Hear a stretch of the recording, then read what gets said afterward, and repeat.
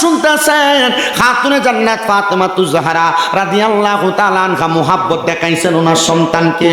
ঠিক এমন ভাবে আমাদের মা আমাদের বাবাও আমাদেরকে এত তাজিম করে, আমাদেরকে এত আদর করে যত্ন করে, কিন্তু আমরা অনেক সন্তান জান্নাতের বাগান মাহফিলে বসছি, অনেকে হয়তো আছে যারা তাদের মা বাপরে খাবার দেয় না। এমন অনেক সন্তান সোনার বাংলাদেশে আছে, আম্মা আব্বারে ধমক দিয়ে কথা বলে, আম্মা আব্বার উপর দিয়ে কথা বলে, আম্মা আব্বার ওয়ার্ডারের উপর দিয়ে আলাদা অর্ডার করে। না রে সন্তান না, দুনিয়ার জমিনে অনেক টাকাওয়ালা আছে, কিন্তু তার টাকা পয়সা দিয়া মা বাপরে খুশি করতে পারে না। কেমনে পারবো? ওই সন্তানের মা অন্ধকার কবরে, ওই সন্তানের বাবা অন্ধকার কবরে। সন্তানের দলেরা ও আমার হোমনা আলিপুর কাদিরিয়া হাফিজিয়া সুন্নিয়া মাদ্রাসার মাহফিলের মধ্যে যারা যারা মাইকের আমার শুনতেছেন একটু মনোযোগ দিয়া শুনবেন। আমার দয়াল নবী রাহমাতুল লিল আলামিন নবী জানাইয়া দেয়, উম্মত ও উম্মতের দলেরা, দুনিয়ার জমিনে যে সন্তান তার মা তার আব্বা জানকে খুশি কইরা কবরে আসবে, আমার আল্লাহ তাআলা ওই সন্তানের প্রতি রাজি থাকবে, ওই সন্তানের প্রতি খুশি থাকবে। হে আমার মুরব্বী বাবারা, যুবক নওজোয়ান ভাইয়েরা, হযরতে আহলে বায়াতের মোহাব্বত নিয়া আজকের মাহফিলে যারা বসছেন গো, মা বাপ যাদের অন্ধকার কবরে, আপনাদের মার জন্য দোয়া করা হবে, আপনাদের বাবার জন্য দোয়া করা হবে। আজকের মাহফিলে কত এতিমরা বসে গেছে, তাদের মা কবরে বাবা কবরে। সন্তান যদি কোনোদিন ওই আম্মা আব্বার সাথে কোনো অন্যায় করে থাকো, আল্লাহর ওয়াস্তে মা বাপ যাদের বেঁচে আছে, মা বাপ যাদের জীবিত আছে, এখান থেকে বাড়িতে যে আম্মা আব্বার কদমটার মধ্যে ধইরা আম্মা আব্বার কাছে একটু বেশি করে মাপ চাইবা। যতক্ষণ পর্যন্ত তোমার মা তোমার বাবা মুখ দিয়া বলছে তোমাকে মাফ করে দিছি, ততক্ষণ পর্যন্ত তোমরা মা বাবার পাও ছাড়বা না। বলে হুজুর কেন গো কেন? কারণ সন্তান জানো এদেরকে কষ্ট দিলে আমার আল্লাহ তাআলার কুদরতি অন্তরে কষ্ট যায়। সন্তানের দলেরা অনেকে চিন্তা করে, হুজুর যাদের বাড়িতে মা আছে বাবা আছে, তারা মা বাবার কদমে ধরে মাপ চাইবে। আমার তো মা নাই, আমার তো বাবা নাই, আমি কার পায়ে ধরে মাপ চাইব? সন্তান আম্মা আব্বা যদি কবরে থাকে শুধু দোয়া করবা, রব্বির হামহুমা কামা রব্বায়ানি সগীরা ওয়া কুর রব্বির হামহুমা কামা রব্বায়ানি সগীরা। সন্তান চোখের মণিকোঠার মধ্যে একটা মাছির মাথা পরিমাণ পানি ছাইরা দিয়া কান্না করলে আমার আল্লাহ তাআলা তোমার মা বাবার জীবনের গুনাহগুলো মাফ করে দিব। আমার ভাইয়েরা বাবারা বন্ধুরা গভীর মনোযোগ দেন, এবার অন্তরের কানটা লাগায় শোনেন। হযরতে ইমাম হুসাইন রাদিয়াল্লাহু তাআলা আনহু এমন কথাগুলা বলার পরে আমার দয়াল নবী রাহমাতুল লিল আলামিন নবীও শোনার পরে দুইজনের কথাগুলা মুবাহালা শেষ হইল। আমার দয়াল নবী দুনিয়ার জমিন থেকে যখন রওজা মুবারকের মধ্যে চলে গেলেন, আমার নবীজি দুনিয়া থেকে রওজা মুবারকে যাওয়ার পরে কারবালার ময়দানের আগ পর্যন্ত অনেক ঘটনা হয়েছে, কিন্তু যেদিন ৯ মুহররম রাত্রবেলা আমার দয়াল নবীর কলিজার টুকরা নাতি হযরতে ইমামে আলী মাকাম ইমাম হুসাইন রাদিয়াল্লাহু তাআলা আনহু ৯ মুহররমের রাত্রবেলা যখন ওনার তাঁবুর মধ্যে অপেক্ষমান ছিলেন সকাল হওয়ার জন্য, কারণ কারবালার ময়দানে ৭২ জন আহলে বায়াতের সদস্য শাহাদাত, আহলে বায়াতের সদস্যর সঙ্গী সাথীরা শাহাদাত বরণ করলেন। আমার দয়াল নবী রাহমাতুল লিল আলামিন নবীর কলিজার টুকরা নাতি উনি ওনার তাঁবুর মধ্যে আরাম করতেছিলেন, মনটার মধ্যে বড় হতাশাগত অবস্থা। বলে কেন? কেন দুনিয়ার জমিনে কারবালার ময়দানে শাহাদাত বরণ করবে এই জন্য নাকি? জিনা ও বন্ধু, কারবালার ময়দানের মধ্যে ইমামে আলী মাকাম ইমাম হুসাইন রাদিয়াল্লাহু তাআলা আনহুর কলিজার টুকরা দুইটা সন্তান, একজনের নাম হযরতে ইমাম আলী আকবর, আরেকজনের নাম হযরত ইমাম আলী আসগর রাদিয়াল্লাহু তাআলা আনহুমা। তাদেরকে শাহাদাত করা হয়েছে, চাচাতো ভাইদেরকে শাহাদাত বরণ করা হয়েছে, কলিজার টুকরা সন্তানকে কারাগারের মধ্যে বন্দী করা হয়েছে, ওনাদের পরিবারের নারী যারা ছিলেন এদের প্রতি অসৎ আচরণ করা হয়েছে। কিন্তু আহলে বায়াতের সদস্য ইমাম হুসাইন রাদিয়াল্লাহু তাআলা আনহু একটা বারের জন্য ধৈর্য হারা হন নাই। ওনার তাঁবুর মধ্যে ৯ মুহররমের রাত্রবেলা হযরত ইমামে আলী মাকাম ইমাম হুসাইন রাদিয়াল্লাহু তাআলা আনহু ওনার কলিজার টুকরা স্ত্রী হযরতে সাহারা বানু ডান উরুর মধ্যে ওনারা মাথাটা রাইখা উনি গুনগুন গুনগুন করে আল্লাহ তাআলার কোরআনুল কারীমের তেলাওয়াত করেছে। আমরা ধৈর্য হারা হয়ে গেলে বাংলার মুসলমানেরা, বাংলার ছেলেরা একটা সিগারেট ধরাইয়া দিয়া কত সুন্দর ধৈর্য হারা হইলে গান লাগাইয়া দিয়া গান শোনে। কিন্তু আহলে বায়াতের সদস্যরা এমন নদী রাইখা গেছেন, এমন শিক্ষা দিয়ে গেছেন, তারা দুনিয়ার জমিনে যখনই তাদের ধৈর্যটা আসতো, তাদের যখন টেনশন হইতো, তারা আল্লাহ তাআলার কোরআনুল কারীমের আয়াত তেলাওয়াত করতেন। হযরতে সাহারা বানু নিজে বর্ণনা করেছেন, আস-সাওয়ারিকুল মুহরিকার মধ্যে ওই বর্ণনাটা সরাসরি উল্লেখ।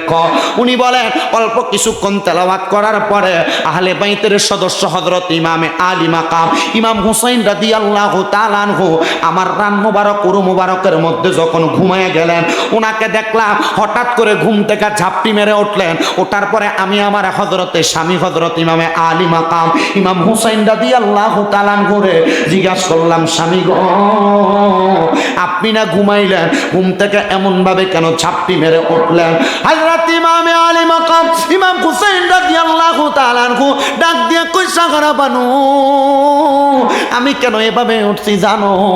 আমি কিছুক্ষণের মধ্যে স্বপ্ন দেখলাম আমার নানা মুহাম্মাদুর রাসূলুল্লাহ সাল্লাল্লাহু আলাইহি ওয়াসাল্লাম, আমার আব্বাজান হযরতে আলী ইবনে আবি তালিব রাদিয়াল্লাহু তাআলা আনহু, আমার কলিজার টুকরা আম্মাজান হযরতে খাতুনে জান্নাত ফাতেমাতু জাহরা রাদিয়াল্লাহু তাআলা আনহা, হযরতে ইমামে আলী মাকাম ইমাম হাসান রাদিয়াল্লাহু তাআলা আনহু, তারা চারজন জান্নাতের মধ্যে সুন্দর একটা জায়গার মধ্যে বসা।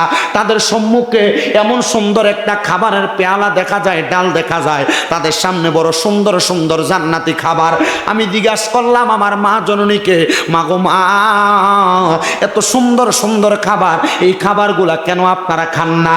আমার মা খাতুনে জান্নাত ফাতেমা আমাকে উত্তর দিয়েছে, বাবা, এই খাবারের মালিক তো আমি ফাতেমা একা না, এই খাবারের মালিক হইল 5 জন, আমরা 4 জন এখানে উপস্থিত। এই খাবারের আরেকজন মালিক হইলা তুমি হযরত ইমামে আলী মাকাম ইমাম হুসাইন। আব্বারে, তুমি আসার পরে এই খাবার আমরা একসাথে আহার করব। মা, আমি কখন আহার করব এই কথাটাকে আপনি বলতে পারেন নাকি? আমার নবীজি ঘুমের ঘরের স্বপ্নে আমি ইমাম আলী মাকাম রে জানিয়ে দিছে, আগামীকালকে আসরের নামাজের পূর্ববর্তী মুহূর্তে তুমি হযরত ইমাম হুসাইনে পাক রাদিয়াল্লাহু তাআলা আনহুর গলা মোবারকের মধ্যে দুষ্টু ইয়াজিদের দলেরা তরবারি চালাইয়া দিব। হযরত ইমাম হুসাইন রাদিয়াল্লাহু তাআলা আনহু ওই রাত্রে আর ঘুমায় নাই। হযরত সাহারা বানু বলে, আমিও টেনশন করতে করতে ইমাম আলী মাকামের বাম কাঁধ মোবারকের মধ্যে আমার মাথাটা রাইখা ঘুমাইছি। এমন টাইমে আমিও আবার ঘুম থেকে ঝাপটি মেরে ওঠার পরে আমি হযরত ইমাম আলী মাকাম ইমাম হুসাইনকে বলতে লাগলাম, হুসাইন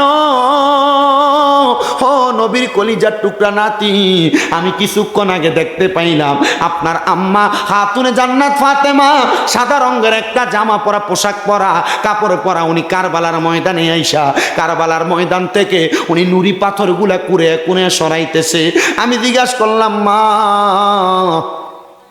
আপনি কেন কারবালার ময়দানের পাথরগুলা সরাইতেছেন? আমার উত্তর দিছেন সাহারা বানু, যেই হুসাইনের দেহ মোবারকের মধ্যে কোনোদিন একটা মশা বসে নাই, একটা মাছি বসে নাই। আগামীকালকে দুষ্ট এজিদের দলেরা ওই হুসাইনে পাককে কারবালার ময়দানের মধ্যে শোয়া দিবে। আমার হুসাইন যদি উপশব্দ করে, আল্লাহর কসম রে, আমি আমার রওজা মোবারকের মধ্যে থাকতে পারবো না। এই জন্য আমি কারবালার ময়দানটা পরিষ্কার করে দেই। বন্ধুরে, হযরত ইমামে আলী মাকাম ইমাম হুসাইন রাদিয়াল্লাহু তাআলা আনহু এবং সাহারা বানু রাত্রবেলা কারবালার ময়দান পরিদর্শন করেছেন। ওনারা বলেন, যেই জায়গাটাকে আমরা দেখলাম রাত্রবেলা খাতুনে জান্নাত ফাতেমা স্বপ্নের মধ্যে পরিষ্কার করেছে, আল্লাহর কসম যা দেখলাম ওই জায়গাটা পরিষ্কার দেখা যায়। চিন্তা করে দেখো রে, মা জননী সন্তানের জন্য কত মায়া, কত দরদ দেখাইছেন। আমরা দুনিয়ার জমিনে যেই সন্তানরা বসবাস করি, আম্মা আব্বার জন্ম নেওয়ার পরে আমরা ওই আম্মা আব্বার অবহেলা করি না রে সন্তান। খাতুনে জান্নাত ফাতেমার জীবনী থেকে, ইমামে আলী মাকাম ইমাম হুসাইন রাদিয়াল্লাহু তাআলা আনহুর জীবনী থেকে আপনাদেরকে এই কথাগুলাই আমি জানান করে দিয়ে যাই। আমরা যাদের মা বাবা আছে, আমরা তাদেরকে সম্মান করব, ইজ্জত করব, তাদেরকে আমরা তাজিম করব। আজকের মাহফিলে অনেক মা হারা সন্তান, বাবা হারা সন্তান আছেন। আপনারা মাহফিলে বসেছেন, হুজুর কেবলা আপনাদেরকে নিয়ে দোয়া করবে। বৃষ্টি বেশি পড়লে আপনারা একটু ভিতরের দিকে চলে যান, যাদের গায়ে বৃষ্টি পড়ে মাদ্রাসার ভিতরে চলে যান। যারা এখানে আছেন আপনারা বসেন, ওয়াজ শুনলেই চলবে ইনশাল্লাহ। আপনারা যারা এই মাহফিলের বয়ান শুনতেছেন, খাতুনে জান্নাত ফাতেমাতুজ জাহরা রাদিয়াল্লাহু তাআলা আনহা মুহাব্বত দেখাইছেন ওনার সন্তানকে। ঠিক এমন ভাবে আমাদের মা আমাদের বাবাও আমাদেরকে এত তাজিম করে, আমাদেরকে এত আদর করে যত্ন করে, কিন্তু আমরা অনেক সন্তান জান্নাতের বাগান মাহফিলে বসছি, অনেকে হয়তো আছে যারা তাদের মা বাপরে খাবার দেয় না। এমন অনেক সন্তান সোনার বাংলাদেশে আছে, আম্মা আব্বারে ধমক দিয়ে কথা বলে, আম্মা আব্বার উপর দিয়ে কথা বলে, আম্মা আব্বার ওয়ার্ডারের উপর দিয়ে আলাদা ওয়ার্ডার করে। না রে সন্তান না, দুনিয়ার জমিনে অনেক টাকাওয়ালা আছে, কিন্তু তার টাকা পয়সা দিয়া মা বাপরে খুশি করতে পারে না। কেমনে পারবো? ওই সন্তানের মা অন্ধকার কবরে, ওই সন্তানের বাবা অন্ধকার কবরে। সন্তানের দলেরা ও আমার হোমনা আলিপুর কাদিরিয়া হাফিজিয়া সুন্নিয়া মাদ্রাসার মাহফিলের মধ্যে যারা যারা মাইকের আমার শুনতেছেন একটু মনোযোগ দিয়া শুনবেন। আমার দয়াল নবী রাহমাতুল্লিল আলামিন নবী জানিয়ে দেয়, উম্মত ও উম্মতের দলেরা, দুনিয়ার জমিনে যে সন্তান তার মা তার আব্বা জানকে খুশি কইরা কবরে আসবে, আমার আল্লাহ তাআলা ওই সন্তানের প্রতি রাজি থাকবে, ওই সন্তানের প্রতি খুশি থাকবে। হে আমার মুরব্বী বাবারা, যুবক নওজোয়ান ভাইয়েরা, হযরতে আহলে বায়াতের মোহাব্বত নিয়া আজকের মাহফিলে যারা বসছেন গো, মা বাপ যাদের অন্ধকার কবরে, আপনাদের মার জন্য দোয়া করা হবে, আপনাদের বাবার জন্য দোয়া করা হবে। আজকের মাহফিলে কত এতিমরা বসে গেছে, তাদের মা কবরে বাবা কবরে। সন্তান যদি কোনোদিন ওই আম্মা আব্বার সাথে কোনো অন্যায় করে থাকো, আল্লাহর ওয়াস্তে মা বাপ যাদের বেঁচে আছে, মা বাপ যাদের জীবিত আছে, এখান থেকে বাড়িতে যে আম্মা আব্বার কদমটার মধ্যে ধইরা আম্মা আব্বার কাছে একটু বেশি করে মাপ চাইবা। যতক্ষণ পর্যন্ত তোমার মা তোমার বাবা মুখ দিয়া বলছে তোমাকে মাফ করে দিছি, ততক্ষণ পর্যন্ত তোমরা মা বাবার পাও ছাড়বা না। বলে হুজুর কেন গো কেন? কারণ সন্তান জানো এদেরকে কষ্ট দিলে আমার আল্লাহ তাআলার কুদরতি অন্তরে কষ্ট যায়। সন্তানের দলেরা অনেকে চিন্তা করে, হুজুর যাদের বাড়িতে মা আছে বাবা আছে, তারা মা বাবার কদমে ধরে মাপ চাইবে। আমার তো মা নাই, আমার তো বাবা নাই, আমি কার পায়ে ধরে মাপ চাইব? সন্তান আম্মা আব্বা যদি কবরে থাকে শুধু দোয়া করবা, রব্বির হামহুমা কামা রব্বায়ানি সগীরা ওয়া কুর রব্বির হামহুমা কামা রব্বায়ানি সগীরা। সন্তান চোখের মণিকোঠার মধ্যে একটা মাছির মাথা পরিমাণ পানি ছাইরা দিয়া কান্না করলে আমার আল্লাহ তাআলা তোমার মা বাবার জীবনের গুনাহগুলো মাফ করে দিব। তোমার মা তোমার বাবা তোমার কত টাকা পয়সা সম্পদ দিয়া গেছে, কিন্তু তুমি তোমার মা বাপরে কিছু দিতে পারো না, মা বাবা কবরে। এই মাদ্রাসার তালেবুল আলেমরা মাটির মধ্যে বসে বসে কোরআন তেলাওয়াত করে। আমার ভাই ইয়াসিন হুজুর বলছে, উনি বলছে ভাই ছেলেরা মাদ্রাসায় বসার জন্য সুন্দর কোনো ব্যবস্থা নাই। আমি চিন্তা করছি মাদ্রাসার এই নিচের ভিতটা একটু পাকা করার জন্য। আমি এখানে কয়েকজন মানুষ চাই যারা যারা বলবেন হাতটা তুইলা, হুজুর আমার মা নাই, আমার আব্বা নাই, আমার আম্মা আব্বার নামে এই মাদ্রাসার মধ্যে আমি 5 বস্তা সিমেন্ট দান করে দিব। কেউ যদি থাকেন হাত বাড়াইয়া বলবেন হুজুর আমি 10 বস্তা সিমেন্ট দান করে দিব। আসুনি এমন কোন মায়ের সন্তান হাতটা বাড়াইয়া বলবা, তার জন্য খাস করে দোয়া করা হবে। 1 নাম্বার, হ্যাঁ লজিংটা না কয়জন বাচ্চা খাওয়াই বাজার লজিংটা হ্যাঁ আচ্ছা 10-15টা বাচ্চারে লজিং নিয়ে রাখবেন। একটা ছেলে, আপনার মা বাপ থাকলে আপনি আপনার মা বাপরে খাওয়াইতেন। ছোট একটা বাচ্চার ফ্যাট আর কতটুক? বলে হুজুর আমি একটা বাচ্চার দায়িত্ব নিমু, লজিং খাওয়ামু। হুজুর আমি 2টা বাচ্চা। মাওলানা মাদাল্লাহুম্মা এই এটা না কিছু প্লাস্টিক আছে লিও, প্লাস্টিক আছে নাকি না?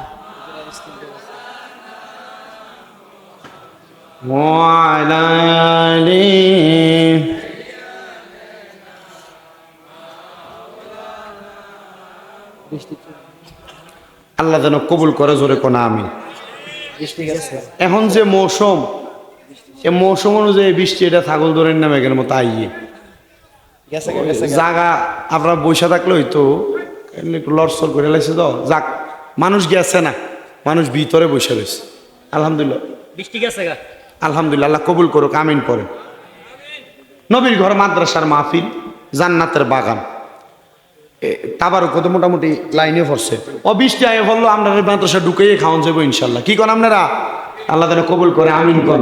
তবে হুজুর কেবলা বয়ান হুজুর কেবলা আপনাদেরকে নিয়ে দোয়া করবেন, আপনার হুজুর কেবলা দোয়াতে শরীক হবেন। রাজি আছেন না ইনশাল্লাহ? সবাই থেকে দোয়াতে ইনশাল্লাহ শরীক হবেন, আল্লাহ যেন কবুল করে, আমিন কোন। আর জোরে বলেন আমিন। সবাই দুরূদ শরীফ পড়েন, আল্লাহুম্মা